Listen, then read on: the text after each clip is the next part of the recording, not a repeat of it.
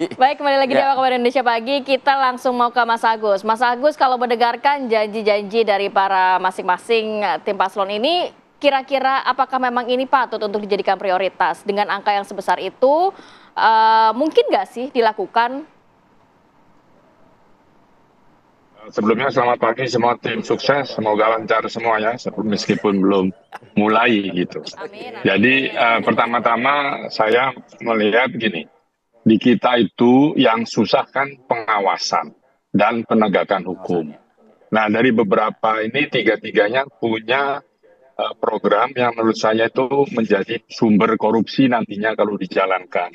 Karena sulitnya pengawasan. Tadi dari kalau apa namanya calon yang pertama kan 100-200 juta per tahun. Itu mudah sekali dikorupsi. Kenapa saya katakan gitu? Saya punya pengalaman tahun lalu ketika Anies Baswedan punya program menaikkan gizi 12,5 juta, 12.500.000 per kepala per anak untuk peningkatan gizi. Itu yang digunakan setelah saya investigasi hanya 5 juta. Karena dari jenis makanan yang diberikan hanya roti dengan buah itu yang harganya saya hitung itu mungkin nggak sampai 5.000. Padahal 12.500, jadi 7.500 itu menguap. Saya tanya siapa pengawasnya, lurah dan kepala dinas kesehatan. Nah, ini harus dipikirkan bagaimana mengawasinya 100-200 juta ini, lalu apa namanya, bagaimana variabelnya yang akan diambil. Kemudian kalau yang tadi namanya Mas Pram dan Rano itu kan Rano. untuk kelas menengah atas RT/RW, pengamanan. Dan yang memang saya teringat ketika Ahok, itu ada RPtra. Di situ itu menjadi sangat berguna. Saya menyesal kenapa tiba-tiba hilang itu ya. Kalau itu mau diteruskan itu bagus sekali, karena RPtra saya selalu katakan itu menjadi program KB masa kini. Kenapa saya bilang program KB? Karena RPtra itu akan terlokasi di daerah-daerah kumuh, di mana rumah-rumah petak, di situ satu keluarga kumpul anak cucu dan sebagainya, lalu yang laki-laki tidak punya pekerjaan, ya pekerjaan serabutan, pulang rumah bikin anak, pulang rumah bikin anak. Nah, kalau ada RPTRA itu, dia akan berkegiatan di RPTRA itu, ya kan, olahraga, ngobrol, ngopi, jadi pulang sudah lelah, capek, tidur dia, tidak bikin anak terus. Nah, ini salah satu program KB zaman sekarang. Kalau itu diterapkan, itu bagus sekali. Saya mendukung soal EPETRA, lalu ada RTH dan sebagainya lah. Yang saya tidak dukung program Mas Pram yang ini jalur motor sendiri, itu ribet bagaimana bangunnya. Itu juga nanti proyeknya pasti dikorupsi. Dan ngatur karena Pak Mulyono, Pak Pak Presiden sudah membiarkan ojek itu berserakan di Jakarta, ya akhirnya sudah tidak bisa dikendalikan. Dulu diperlukan karena untuk suara. Nah sekarang bagaimana mengatur mereka? Itu yang perlu nanti saya sampaikan saja. Kemudian tuh yang paslon ketiga, selamatkan keluarga. Ya, itu selamatkan keluarga dengan makan gratis atau apa itu sekali lagi itu sama sangat riskan dengan korupsi. Itu saya sudah lakukan di RW saya. Itu akhirnya bisa setelah saya bicara dengan gubernur waktu itu Anies dan juga yang sekarang PJ, itu bisa dilakukan dan sekarang 12.500 macam-macam, sudah ada daging, ada telur dan sebagainya. Nah, semua itu sebetulnya tiga-tiganya belum menyentuh problem di DKJ saat ini, yaitu apa? Air bersih. Ya, belum ada yang mau air bersih. Air bersih di Jakarta itu sangat langka dan mahal. Karena kalau yang tidak bagian di Jakarta Utara, Jakarta Barat itu harus beli. Yang harganya jauh lebih mahal dari harga dari PDAM. Dan itu sudah 19 tahun kalau saya tidak salah tarif air di Jakarta tidak naik sehingga tidak ada perkembangan.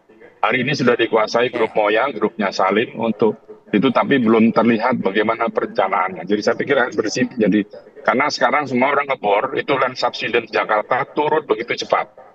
Ya kan? Nah, terkait juga banjir.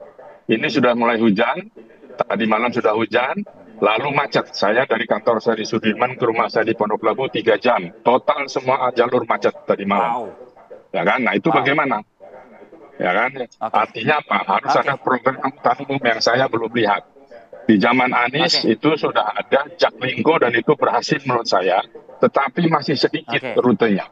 Tolong itu dibuatkan yang lengkap supaya tidak tercampur yang transportasi yang kecil, menengah, atas, dan lalu yang massal yang seperti MRT, LRT dan KRL Jabodetabek. Itu mesti diatur ya supaya jalan. Itu saja. Oke, kita minta komentar ya menanggapi tadi analisa dari Pak Kar. Saya putar balik nih dari Bang Nelson. 1 menit nih Bang Nelson. Silakan tanggapi Bang. Ini belum menyentuh khawatir korupsi. Baik. Bagaimana kebutuhan hidup kita sudah pikirkan. Artinya sektor-sektor apa saja, air minum, pedestrian, perumahan, kalau tidak semodel apartemen. Nah ini kan rahasia perusahaan semua ini. Yang penting apakah rakyat itu sudah berpikir layak dan tepat. Siapa yang akan membuat kesejahteraan itu ke depan? Mari kita lihat. Di samping Jakarta, kita sudah 78 tahun merdeka. Apa yang sudah diperoleh rakyat DKJ? Masihkah ada di sebab, di bawah jembatan, atau masyarakat yang termarginalkan? Ini siapa yang pernah menolong? Kita kan selalu... Konkretnya seperti apa, Bang? Nah, ada beberapa program yang kita sedang siapkan ya, baik di visi maupun misi. Nah, akselerasi dan kalaulah paling indah, bagaimana pejabat terdahulu, ada 1-2, kita lihat, kita teropong. Yang dia lakukannya, ada nggak loophole yang belum menyentuh untuk masyarakat yang ada. Di depan kiri kanan kita ini apartemen semua. Apakah rakyat Betawi, rakyat Jakarta yang ada ini yang memiliki? Belum tentu. Mereka tergerus ke pinggiran. Oleh karena itu, beberapa catatan-catatan yang disampaikan rekan kita tadi sudah masuk dalam daftar yang akan perbaikan kita ke depan. Bang Ciko? Alhamdulillah konkret sekali apa yang disampaikan Mas Agus Pambagio tadi. Mungkin tadi nggak terdengar saya menyampaikan ada RPTRA juga tadi saya sebut, Balai Rakyat, RPTRA, dan juga pusat-pusat interaksi warga juga yang akan kami bangun. Tapi 5 tahun terakhir memang tidak kembali digiatkan RPTRA itu kan? Betul, karena kebetulan bukan gubernurnya bukan kami, PJ-nya juga bukan dari yang diusung oleh kami. Tapi ke depan tentu kami sudah menjanjikan pada masyarakat bagaimana untuk kami bisa melanjutkan program-program unggulan, legasi-legasi yang baik yang ditinggalkan oleh pendahulu-pendahulu seperti Pak Ahok, Pak Anies. Pak Ahok terkait dengan RPTRA salah satunya, Pak Anies terkait dengan Jaklingko tentunya itu juga ada dalam visi misi kami. Dan menarik banget apa yang disampaikan soal pengawasan. Nah, itulah yang menjadi tantangan di seluruh daerah dan bukan hanya di Jakarta, bahwa kita harus tahu bahwa kita ini hidup di kerangka negara Kesatuan Republik Indonesia, ada penegakan hukum yang ada Polri, ada KPK. Artinya kerjasama dengan pemerintahan pusat, dengan aparat-aparat yang setingkat pusat juga harus betul-betul dilakukan, koordinasinya harus dilakukan. Dan yang paling menarik tadi terkait dengan air bersih nih, saya terpaksa harus buka visi misi nih, belum dipublish tapi boleh kita juga udah memapping permasalahan utama Jakarta. Kalau kita bicara, saya bicara permasalahan utamanya dulu.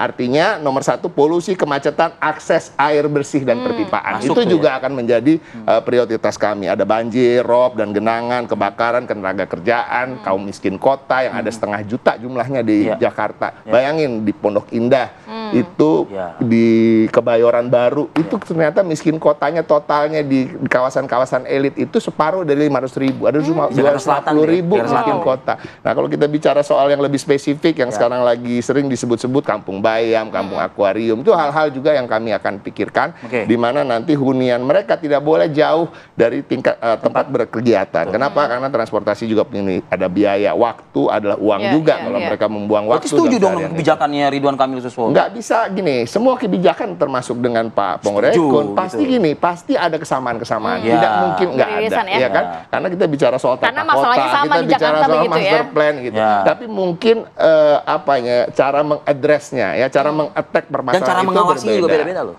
Pengawasan, tapi tentunya kita harus tahu terkait dengan kita hidup di NKRI ini ada polisi yang dikelola oleh pusat. Itu dari Pramono Rarno. Kalau dari sisi RK kira-kira tadi ada 2 poin. Pertama mengenai masalah air bersih yang juga belum disinggung. Yang kedua adalah ini rawan korupsi nih. Apalagi angka gede nih. Iya, jadi mungkin saya menambahkan dari apa yang telah disampaikan oleh Bapak sebelumnya. Pertama terkait dengan pengawasan. Pengawasan ini bukan hanya milik program paslon tertentu. Tadi seperti Bang Ciko sampaikan, ini problem nasional. Ya. Nah, apa bedanya dengan yang kami tawarkan melalui program Dana RW? Dana RW seperti tadi saya sempat sebutkan, bahwa ini adalah modelnya partisipasi dari masyarakat. Ini dihasilkan melalui rembuk warga. Dan masyarakat berpartisipasi aktif dalam pembangunan ini. Sehingga nantinya begitu program ini berjalan, akan ada kontrol sosial dari masyarakat. Jadi tidak hanya mengandalkan aparat penegakan hukum, tapi kami juga mengandalkan social control daripada masyarakat itu sendiri terhadap penggunaan dana tersebut. Sehingga dana tersebut bisa digunakan dengan Bisa itu transparan. masyarakat ikut mengawasi juga? Karena mereka sendiri yang merencanakan dan melalui rembuk warga. Jadi ini juga akan bagus untuk memastikan bahwa kerukunan antar warga ini juga tercipta. Karena mereka merencanakan pembangunan di daerahnya, di lokalitinya bersama-sama. Jadi ada kontrol bersama dan kontrol sosial. Saya juga ingin menanggapi apa yang Bang Ciko sampaikan tadi. Sebagai pemimpin, memang tugasnya ini adalah memastikan pembangunan berjalan dengan baik. Masalah anggaran itu adalah masalah klasik. Ya. Bukan pemimpin yang harusnya berserah diri kepada keterbatasan anggaran. Makanya kami dari pasangan Ridwan Kamil dan Suswono akan memastikan bahwa kita akan menciptakan alternatif-alternatif pembiayaan untuk pembangunan. Jadi intinya adalah pembiayaan tidak harus menjadi constraint atau hambatan dalam meningkatkan Jadi pembiayaan tidak harus Sama dari dong, kayak pemerintah Bang Ciko begitu, tadi dari bilang. APBD, tidak harus ya? Bukan Iya, anggaran tidak harus dari APBD. saja, gitu. Bisa dari alternatif financing yang lain. Satu contoh, obligasi daerah. Nah, ini belum dilakukan di Jakarta. Ini bisa menjadi solusi untuk pembiayaan pembangunan yang tadi Bang Ciko sampaikan bagaimana bisa ini bisa dilakukan. Ya, ya. Sangat bisa selama pemimpinnya kreatif dan penuh inovasi. Makanya tagline kami adalah Jakarta Baru, Jakarta Maju yang penuh dengan inovasi. Oke. Baik, kita jeda lagi yuk. Ya. Nanti kita akan kembali dengan ulasan yang lebih seru lagi ya. Tetaplah bersama kami.